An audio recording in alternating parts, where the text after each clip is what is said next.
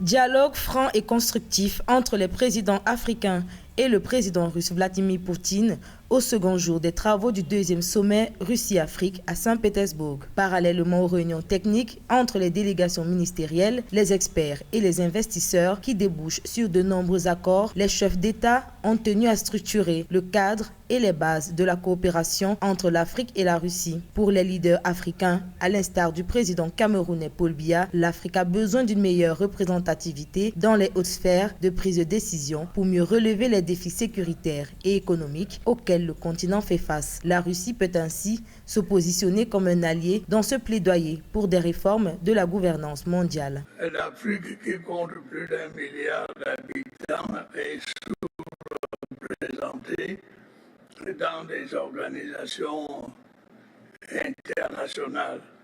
Je parlerai notamment de l'ONU. Nous comptons sur l'appui de la Russie pour corriger cette défectuosité.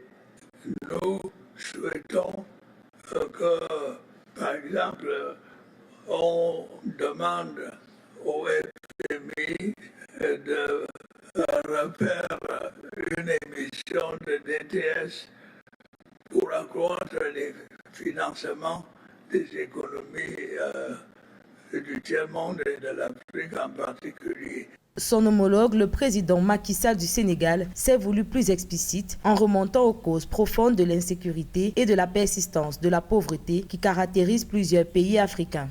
La balkanisation des territoires africains ayant débouché sur de micro-États avec en prime le poids du colonialisme, des phénomènes qui ont considérablement ralenti la dynamique de développement de l'Afrique et fragilisé l'approche continentale. Aujourd'hui, ces fléaux pourraient trouver un début de réparation dans une meilleure prise en compte de la voix africaine à l'échelle mondiale, estime le président sénégalais. Pourquoi l'Afrique en est à cette situation? C'est justement le point de l'histoire, l'héritage de l'esclavage, de la colonisation qui se poursuit à travers des manifestations de néocolonialisme et à travers l'injustice du système que nous combattons au quotidien. Tribune idéale pour le président Vladimir Poutine qui à son tour fustige les anciennes puissances coloniales et appelle à des rapports d'égalité dans un monde multipolaire. Oui, nous sommes tous d'accord pour dire que malgré la disparition du joug colonial direct, le système du néocolonialisme persiste.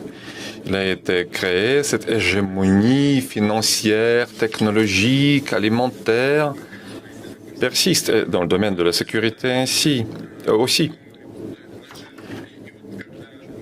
Lorsqu'on nous dit qu'il faut suivre les règles qui sont écrites par on ne sait qui, c'est cela la tentative de conserver ce système néocolonialiste.